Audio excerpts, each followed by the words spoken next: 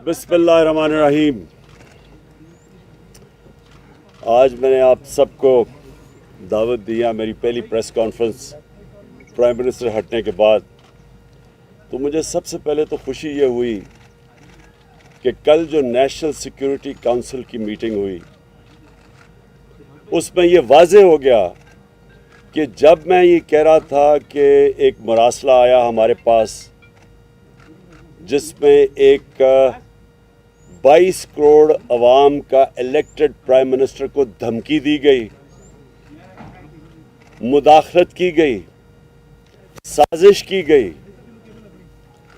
और हमारी जमहूरियत उसके ऊपर, हमारी सॉवरेंटी उसके ऊपर एक बहुत बड़ी वारदात बाहर से हुई। तो मैंने जब ये कहा तो कितने लोगों ने, कई सहाफ़ी थे, हमारे मुखालिफ पॉलिटिशियंस, उन सब ने कहा कि नहीं जी ये फेक है, ये ठीक नहीं है, ये झूठ है। तो आज आप सब यहाँ आए हैं और मैं सबके सामने फिर कहना चाहता हूँ कि अल्लाह अल हक है, सच का खुदा है, उसका वादा है कि थोड़ी देर लगेगी लेकिन सच हमेशा लोगों के सामने आता है। तो नेशनल सिक्योरिटी काउंसिल की मीटिंग ने कंफर्म किया कि वो मुरासला जेन्युइन था। वो पाकिस्तान के एम्बेसडर से जो गुफ्तगू की गई, अमेरिका के वो जो डोनाल्ड लू था उनका अंडर सेक्रेटरी ऑफ स्टेट, वो हकीकत थी। उसके अंदर जो ज़ुबान इस्तेमाल की गई, उसने जो लफ्ज़ आया अनडिप्लोमेटिक, मैं उससे आगे बात करूंगा, तकब्बुर था उसमें। ये जो बाइडेन एडमिनिस्ट्रेशन के ऑफिशियल ने जिस तकब्बर की ज़ुबान इस्तेमाल करते हुए कहा कि जनाब अगर आप इमरान खान को प्राइम मिनिस्टरशिप से हटाएंगे नहीं, नो कॉन्फिडेंस की वोट के ज़रिए, और अभी ये याद रखें कि नो कॉन्फिडेंस की वोट जो टेबल नहीं हुई थी नो कॉन्फिडेंस असेंबली में, उससे पहले ये मीटिंग हुई है और उसने धमकी दी कि इमरान खान को अगर आप नहीं हटाएंगे तो पाकिस्तान के लिए आइसोलेशन होगी, इमरान खान को आइसोलेट करेंगे, मुल्क के लिए मुश्किलात आएंगी। और अगर फिर ये दूसरी चीज़ कि अगर आप इमरान खान को हटा देते हैं तो माफ़ कर दिया जाएगा। उन्होंने ये नहीं कहा कि अच्छा हाँ जो नया आएगा फिर हम उसकी कारकर्दगी देखेंगे और फिर हम फैसला करेंगे कि पाकिस्तान के साथ हम चलेंगे नहीं। उसको पता था किसने आना है। यहाँ से साजिश का पता चलता है कि इमरान खान को हटाओ और फिर पाकिस्तान को माफ़ कर दिया जाएगा। और फिर जिस तरह की फिर कार्रवाई हुई, उसके बाद जैसे ही उसने ये मीटिंग हुई हमारे एम्बेसडर से डोनाल्ड लू की, अगले दिन नो कॉन्फिडेंस मोशन टेबल होती है। ये सब चीज़ें कंफर्म्ड है। कल नेशनल सिक्योरिटी काउंसिल की मीटिंग में ये सारी चीज़ें वाज़े हैं क्योंकि डेट लिखी हुई है मरासले की कि कब थी। हम सबको पता है कि नो कॉन्फिडेंस किस दिन टेबल हुआ। उसके बाद हम तमाशा देखते हैं कि हमारे एलाइज भी एकदम बोलना शुरू कर देते हैं और जो हमारे MNAs हैं उनको भी याद आ जाता है एकदम कि जनाब हुकूमत हालात अच्छे नहीं हैं। तो मैं आज ये भी पहले वाज़े करना चाहता हूँ कि पाकिस्तान के जो हालात थे माशी, जब ये नो कॉन्फिडेंस मोशन जो टेबल की गई है, 11 साल में सबसे कम पाकिस्तान का करंट अकाउंट डेफिसिट था। यानी जिसकी वजह से हम IMF के पास जाते हैं, मैं अपनी कौम को समझाना चाहता हूँ, मसला ये होता है कि डॉलर्स की कमी हो जाती है पाकिस्तान में। जब डॉलर्स की कमी होती है, रुपए पे प्रेशर पड़ता है, रुपया गिरना शुरू हो जाता है, इसलिए IMF से हम डॉलर्स लेने जाते हैं। तो जिसमें डॉलर्स के मुल्क में आना और मुल्क से जब बाहर जाना डॉलर्स है, जिसपे सबसे कम खसारा था वो अब था। 11 साल के बाद सबसे कम खसारा था। एक्सपोर्ट्स रिकॉर्ड, तारीख में सबसे ज़्यादा एक्सपोर्ट्स, باہر سے اوورسیز پاکستان نے ریکارڈ ریمیٹنسز سب سے زیادہ. ہماری ٹیکس کلیکشن یعنی ملک کی جو آمدنی بڑھ رہی تھی لوگوں پہ خرچ کرنے کی وہ تاریخی سب سے زیادہ. 5 ہماری فصلیں ہیں کیونکہ 60% لوگ کسان ہیں, سب سے تاریخی سب سے زیادہ پیداوار. اس کے علاوہ ان کو قیمتیں بھی سب سے زیادہ ملی, یعنی خوشحالی بھی دیہات میں سب سے زیادہ آئی. اور اس کے علاوہ انڈسٹریل پروڈکشن دیکھیں, جب ایک قوم کی جب اس کی دولت میں اضافہ ہوتا ہے, جب اس کی انڈسٹری بڑھتی ہے, تو انڈسٹریل پروڈکشن ہماری ٹیکسٹائل ایکسپورٹس ریکارڈ کے اوپر. اس وقت کے اوپر یہ ہمارے خلاف سازش کی گئی, اور تب سے اب تک دیکھ لیں کہ ریزروز بھی نیچے جا رہے ہیں, روپے کے اوپر بھی پریشر پڑا ہوا ہے, ایک پورا ملک میں افراتفری کا ماحول بن گیا ہے جس سے اکانومی افیکٹ ہوتی ہے. تو تب ہمارے جناب ہمارے جو ایلائز تھے ان کو بھی یاد آ گیا کہ حالات اچھے نہیں ہیں جی, حکومت سے وہ خوش نہیں ہیں. اور ہمارے یہ جو لوگ جنہوں نے ہمیں چھوڑا, یہ بھی انہوں نے بھی اکٹھے کرنے شروع کر دیے سندھ ہاؤس کے اندر. تو میں جو آج چاہتا ہوں کہ اب تو یہ واضح ہو گیا نا کہ جو میں کہہ رہا تھا وہ سچ ہے. اب نیشنل سیکیورٹی کونسل نے کنفرم کر دیا کہ جو میں نے میٹنگ کروائی تھی میری سربراہی میں, اس کے وہ ٹھیک اس کے منٹس تھے, یعنی اس میں جو انہوں نے کہا تھا کہ فوراً بیرونی مداخلت ہوئی ہے وہ ٹھیک ہوئی ہے. یہ بھی کنفرم ہو گیا. یہ بھی کنفرم ہو گیا کہ جب ہم نے ان سب کو بلایا تھا نیشنل سیکیورٹی کونسل کی میٹنگ کے بعد کہ پولیٹیکل ہیڈز آ کے ملے, ہمارے ایلائز آ کے ملے, کیونکہ مجھے پتا تھا کہ زیادہ تر لوگوں کو سمجھ نہیں ہے, انجانے میں سازش کا حصہ بنے ہوئے تھے. لیکن مجھے اتنا بھی پتا تھا کہ لندن میں بیٹھ کے اس نے پوری سازشیں کی بیرون ملک کے ساتھ, اور یہاں جو چھوٹا بھائی تھا وہ پوری طرح ملوث تھا اور زرداری پورا ملا ہوا تھا, کیونکہ وہ سازش باہر کی کبھی کامیاب ہو ہی نہیں سکتی جب تک آپ کو اندر میر جعفر اور میر صادق نہ ملے. یہ ملے ہوئے تھے ساتھ. تو جب ہم نے جو پارلیمنٹ کی نیشنل سیکیورٹی کمیٹی کی میٹنگ بلائی تو انہوں نے بوائیکاٹ کر دیا, کیونکہ شہباز شریف کو پتا تھا کہ مراسلہ جینوئن ہے, کیونکہ یہ تو بڑی دیر سے ان سے ملاقاتیں کر رہے تھے. تو میں یہ آج چاہتا ہوں کہ سپریم کورٹ کو کہ آپ نے جس وجہ سے ڈپٹی اسپیکر قومی اسمبلی نے جو اس نے اس کو ایکسیپٹ نہیں کیا تھا ان کو, اور اس نے کہا تھا کہ مداخلت ہوئی ہے, اور اسے اپنے اوتھ کے اوپر سٹینڈ لیتے ہوئے ایڈجرن کی تھی میٹنگ اسمبلی کی. میں یہ چاہتا ہوں کہ سپریم کورٹ کو اب وہ کرنا چاہیے جو تب کرنا چاہیے تھا. تب ان کو کم از کم اگر اسپیکر یہ کہہ رہا ہے کہ میری اوتھ کی خلاف ورزی, یعنی میری اوتھ کہتی ہے کہ آپ خوددار پاکستان کی خودداری کے لیے سٹینڈ کرو گے, پاکستان کی سوورنٹی کے لیے سٹینڈ کرو گے, تو وہ دونوں متاثر ہوتی تھی اس سے. تو تب ان کو سپریم کورٹ کو اس کے اوپر انویسٹیگیشن کرنی چاہیے تھی بجائے اس کی رولنگ ہٹا دینی, کیونکہ جس چیز کے اوپر رولنگ انہوں نے ہٹائی ہے وہ تو انویسٹیگیٹ کی نہیں. اور اس لیے میں اب چاہتا ہوں کہ سپریم کورٹ کے اندر اوپن ہیئرنگ ہو اس کے اوپر. ہم کوئی کیمرہ ہیئرنگ نہیں مانگتے, ہم اوپن ہیئرنگ مانگتے ہیں, کیونکہ یہ اتنی بڑی واردات ہوئی ہے ایک ملک کی سوورنٹی کے خلاف, ہماری آزادی کے خلاف. یہ اتنی بڑی واردات کی گئی ہے جو کہ ان کی حکومت نے بھی اب ثابت کر دیا. تو اس کے اوپر اس لیے میں آج اپنے سپریم کورٹ کو کہتا ہوں کہ آپ کی اوپن اس کی ہیئرنگ کریں.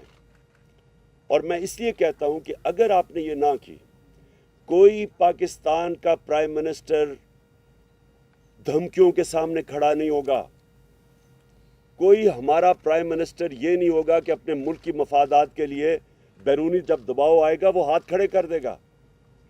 جنرل مشرف نے ہاتھ کھڑے کر دیے تھے جب باہر سے دھمکی ملی تھی کہ ہماری جنگ میں شامل ہو. جنرل مشرف نے NRO دیا تھا جب کونڈالیزا رائس نے میٹنگ کی تھی اس کے ساتھ اور بے نظیر کو اکٹھا کیا تھا. NRO تب ہوا تھا. یہ بیرونی مداخلتیں تھی ساری جنہوں نے پاکستان نے بڑی بھاری اس کی قیمت ادا کی ہے. 80,000 لوگ مروائے, اپنے ملک کو تباہی, خودکش حملے ہو رہے ہیں چاروں طرف, قبائلی علاقہ اجڑ گیا, $100 ارب سے اوپر قوم کا ضائع ہو گیا, وہ ایک دھمکی کی وجہ سے. اور جب اکٹھا کیا کونڈولیزا رائس نے بے نظیر اور مشرف کو، تو NRO دیا، اس سے 4 گنا پاکستان کا قرضہ بڑھا۔ تو آج اگر اپنی ساورنٹی کے لیے ہمارے ادارے نہیں کھڑے ہوں گے، ہمارا سپریم کورٹ نہیں سٹینڈ لے گا، اس کے اوپر صحیح معنی میں انویسٹیگیشن نہیں کرے گا، تو ہمیشہ کے لیے پاکستان کے وزیر اعظم سربراہ دھمکیاں برداشت نہیں کریں گے، وہ اپنی کرسی بچانے کے لیے ہاتھ کھڑے کر دیں گے جیسے پہلے ہوتا رہا۔ تو میں دوسری چیز یہ چاہتا ہوں کہ جب سپریم کورٹ اس کو انویسٹیگیٹ کرے گی، تو یہ جب انویسٹیگیشن ہوگی تو پتہ چلے گا کہ جو سفارت خانے تھے، یہ بیرون ملک سفارت خانے، کون کون لوگ ادھر زیادہ جانا شروع ہو گئے، کون سے اپوزیشن لیڈر سے انہوں نے زیادہ ملاقاتیں کی، اور سفارت خانوں کا کیا کام تھا ان لوگوں کو بلانا جو وہ سمجھتے تھے کہ تحریک انصاف میں خوش نہیں ہیں، ان کو بلانا شروع کر دیا، جنہوں نے سب سے پہلے جو اپنے ضمیر بیچے اور جو لوٹا ہوئے، ان کو پہلے سے بنانا شروع کر دیا تھا سفارت خانوں میں۔ یہ انویسٹیگیٹ ہونا چاہیے۔ کیسے پہلے سے ہی میڈیا کے اندر باتیں شروع ہو گئیں، بڑے نامور صحافیوں نے پہلے سے لکھنا شروع ہو گیا کہ عمران خان کی حکومت کے خلاف سازش شروع ہو گئی۔ وہ مجھے بھی ساری خبریں مل رہی تھیں، ہمیں بھی یہ سارا پتہ چل رہا تھا جنوری سے، جب یہ ساری گیم شروع ہوئی تھی، ہمیں یہ ساری چیزیں پتہ چل رہی تھیں، کیونکہ ہمیں خبریں آ رہی تھیں کہ یہ کیسے کدھر لنڈن میں کون کون لوگوں سے ملاقاتیں کر رہا ہے جدھر سے یہ شروع ہوئی تھی گیم۔ تو میں آج اس لیے یہ کہنا چاہتا ہوں کہ ہماری جمہوریت، ہماری آزادی کے لیے آج یہ سب سے بڑا خطرہ بنا ہے، اور اگر ہمارے ادارے آج نہیں کھڑے ہوں گے اس قوم کی خودداری اور آزادی کے ساتھ، تو یہ تو غلاموں کی،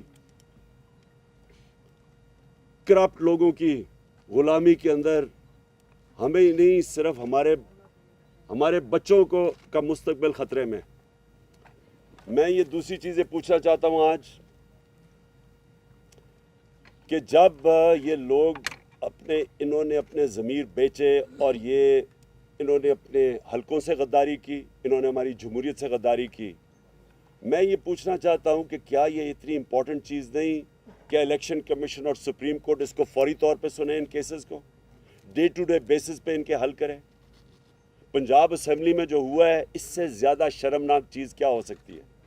جس طرح وہ پولیس کو اندر بھیجے، ہماری بیچاری ایم پی وہ لائف سپورٹ مشین کے اوپر ہے، اس وقت ڈنڈے مارے گئے، جس طرح آسیہ کو، جس طرح انہوں نے کیا پنجاب اسمبلی میں، اور جس طرح کی حرکتیں کی گئی، یہ کیا کوئی جمہوریت ہے؟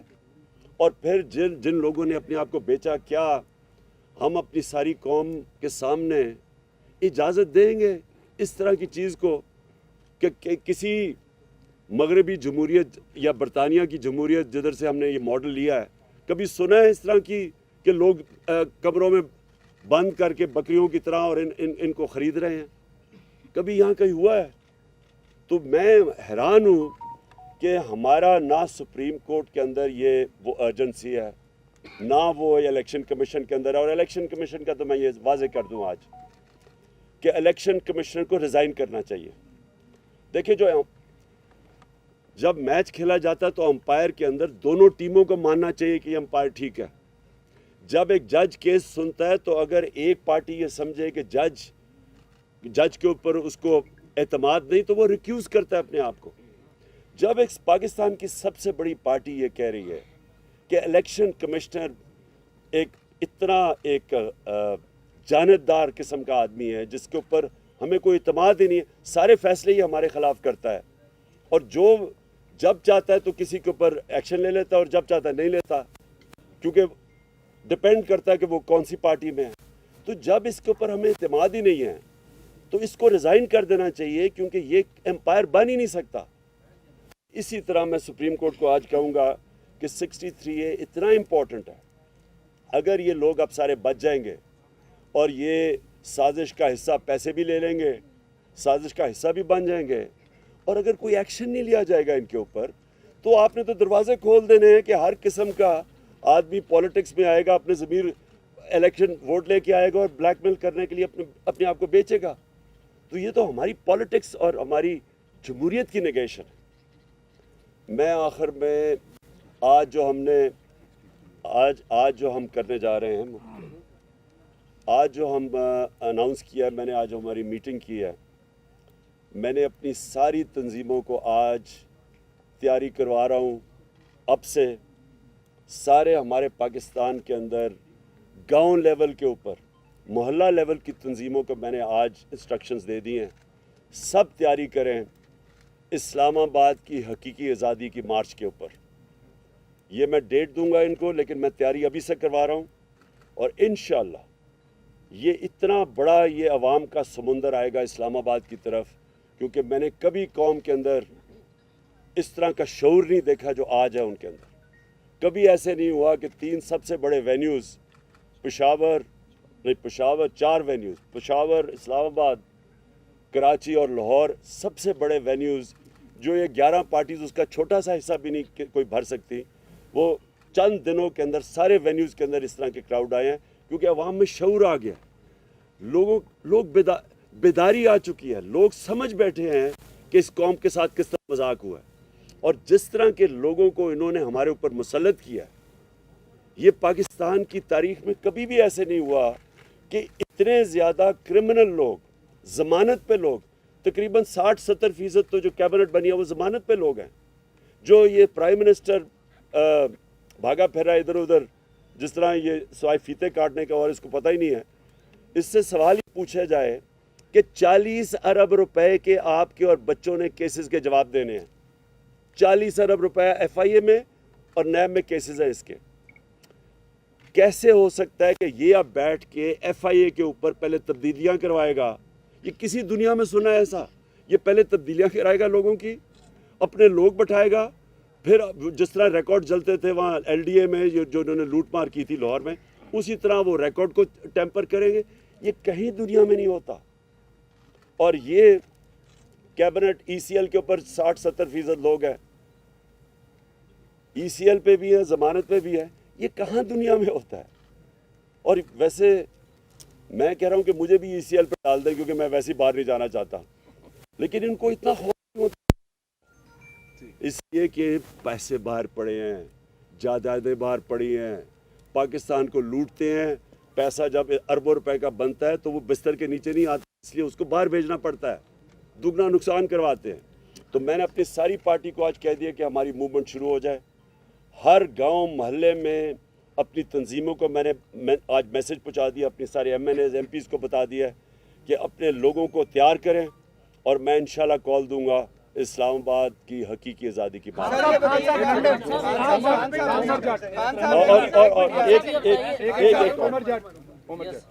چلو پہلے یہ بتائیے گا، جن عدالتوں نے رات کو 12 بجے اس ڈر سے عدالتیں کھولی کہ آپ کوئی آئین کی خلاف ورزی کرنے جا رہے ہیں، جن عدالتوں نے 68A کی آپ کی پٹیشن جو ہے اس کو عید کے بعد ڈیفر کیا، اور حمزہ شہباز کی جو بطور وزیر اعلیٰ بننے کی پٹیشن تھی اس کو فوری طور پر نمٹایا، ان عدالتوں سے آپ دوبارہ جوڈیشل انکوائری کی درخواست کر رہے ہیں، تو کیا ان کے فیصلوں کو آپ مانیں گے؟ اچھا، میں ایک اور چیز بتا دوں کہ 27ویں رات کو انشاءاللہ ہم شب دعا کر رہے ہیں، اس رات کو ہم سب دعا کریں گے، سارے ہمارے جدھر بھی، میں پاکستانیوں کو کہہ رہا ہوں، میں صرف اپنی پارٹی کو نہیں، لوگوں کو کہہ رہا، اور اس لیے ہم کریں گے کہ یہ حقیقی آزادی کی جو ہماری مارچ ہے اس کو اللہ کامیاب کرے۔ میں جو آپ کا سوال ہے، دیکھیں، ہمیں اپنی عدالتوں کو اور اپنی عدلیہ کو مضبوط کرنا چاہیے، ہمیں ان کے اندر کانفیڈنس رکھنا چاہیے۔ عوام جو ہوتی ہے، عوام بھی ایک بہت بڑا پریشر ہوتا ہے امر بالمعروف کا، عوام بھی کہتی ہے سب کو کہ سیدھے اچھائی کے ساتھ کھڑے ہو، برائی کے خلاف کھڑے ہو۔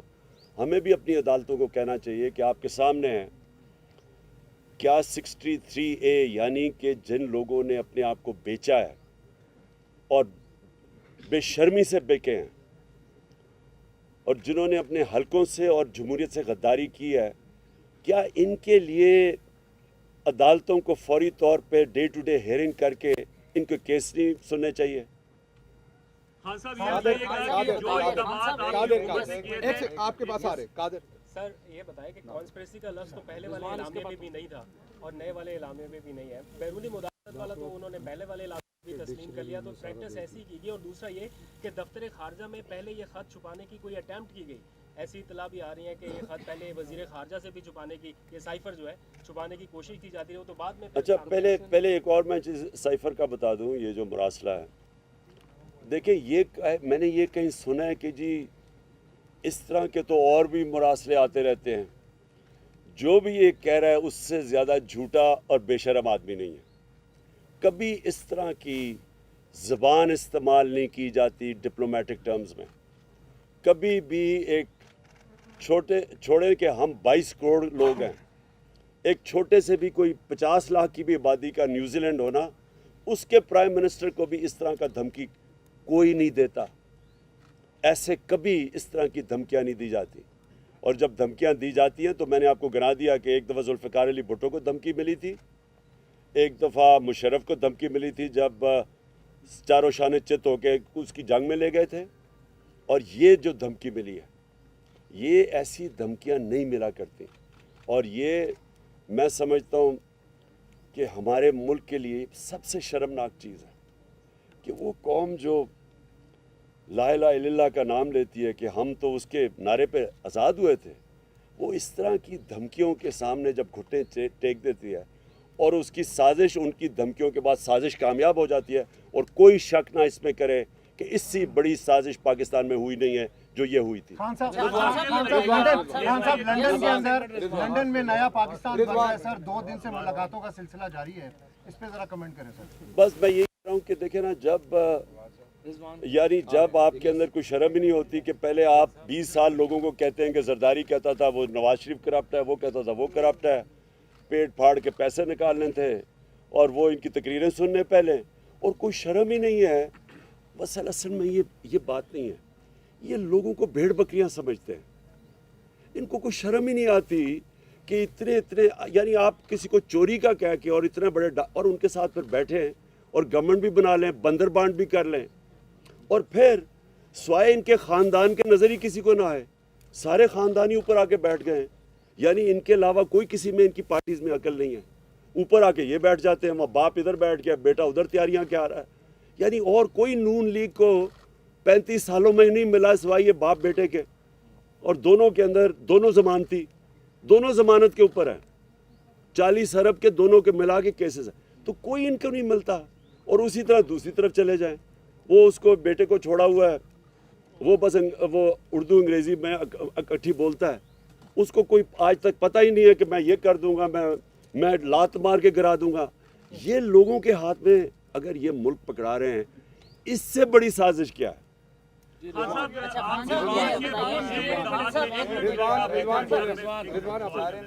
آپ کی حکومت کے بہت سارے ایسے اقدامات تھے جو موجودہ حکومت ریورس کرنے جا رہی ہے, اس میں اوورسیز پاکستانیوں کا ووٹ, EVM مشین. اب جب حکومت میں وہ بیٹھے ہیں, ان کے پاس پارلیمنٹ میں قانون سازی کا بھی اختیار ہے, پھر آگے یہ بھی کہا جا رہا ہے کہ شاید کچھ سیٹوں پر وہ ضمنی الیکشنز کر کے وہ اس طرح کے بھی چیزیں کریں, تو اس ساری صورتحال میں آپ کا رائے عمل کیا ہوگا کہ وہ ایسے اقدامات جو آپ کی حکومت نے کیے تھے ان کو ریورس نہ کیا جائے؟ سر اس میں ضمنی لے لیں کہ الیکشن کمیشن کی جانب سے آپ کی پارٹی کو کے خلاف جو فارن فنڈنگ کیس ہے اس میں اور بالخصوص آپ کے اوپر کوشش کریں نااہلی کے حوالے سے, کیا کہیے گا؟ Thank you sir. دیکھیں میں آخری جواب دیتا ہوں کیونکہ میں چاہتا ہوں کہ آپ مراسلے کو سامنے رکھیں. سازش ثابت ہو گئی ہے. پہلے کہہ رہے تھے, شہباز شریف نے کہا تھا کہ جی اگر مراسلہ صحیح نکلے گا تو وہ میرے ساتھ آ جائے گا. خدا کے واسطے میرے پاس نہ آنا, تمہارے طرح کے چور کو میں اپنے ساتھ نہیں رکھ سکتا, لیکن کم معافی تو مانگو میرے سے کہ کہہ رہے تھے میں ٹھیک نہیں کہہ رہا. اب تو کلیئر ہو گیا نا کہ وہ جینوئن ہے, اور جو آقا جن کے سامنے آپ بوٹ پالش کرنے کے ماہر ہیں, اب تو ثابت ہو گیا نا کہ انہوں نے ہی بھیجا تھا. اس لیے ایک منٹ ٹھہر جائے. دیکھیں میں آپ کو دونوں چیزوں کا پہلے بتاؤں. دیکھیں EVM مشینز کا ہم نے کیوں کہا تھا. EVM مشینز کا جو اگر آپ ساری جوڈیشل کمیشن 5 ہفتے کی بیٹھی تھی سپریم کورٹ کے اندر, اوپن ہیئرنگ ہوئی تھی اس میں, اگر ان کی جتنی بھی سپریم کورٹ نے 30-40 تجویزات دی تھی, اگر آپ ان سب کو دیکھ لیں تو اس میں سے ایک نتیجہ نکلتا ہے کہ اگر آپ نے الیکشن بہتر کروانا ہے EVM مشین لے آئیں. یہ جوڈیشل کمیشن کا نچوڑ تھا. सारा जो फॉर्म 15 नहीं है, 16 नहीं है, रिकॉर्ड कीपिंग नहीं है, इस सब का जवाब रिजेक्टेड वोट्स, सब का एक है कि अगर आपके पास ईवीएम मशीन्स हो, ये सारा मसला हल हो जाता है। नंबर 1, ओवरसीज़ पाकिस्तानीज़ यहाँ 31 अरब डॉलर उन्होंने भेजा पाकिस्तान, हमारी दौर में सबसे ज़्यादा पैसा भेजा है। ये पाकिस्तान का सबसे बड़ा असास है। टोटल IMF से पैसा मिला है 6 अरब डॉलर, 31 अरब डॉलर उन्होंने भेजा है। हम उनको या पूरी साजिश के तहत हम रोक रहे हैं उनको वोट देने के लिए, जो उनका हक होना चाहिए। तो ये जब दो चीज़ें करेंगे, ईवीएम मशीन और ये, इससे क्या साबित होगा? पाकिस्तान की जमहूरियत को नुकसान।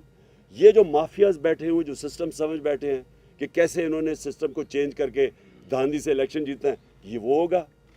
हम कोशिश कर रहे हैं फ्री एंड फेयर इलेक्शन की, इनकी कोशिश है कि वो पुराना तरीका, RO को पैसा खिलाओ, नीचे से स्टाफ को पैसा खिला दो, वो जनाब जाली वो वोटें डाल दो, ये और फिर इन्होंने वोट्स बनाई हुई हैं हर हल्के के अंदर, जाली वोट्स।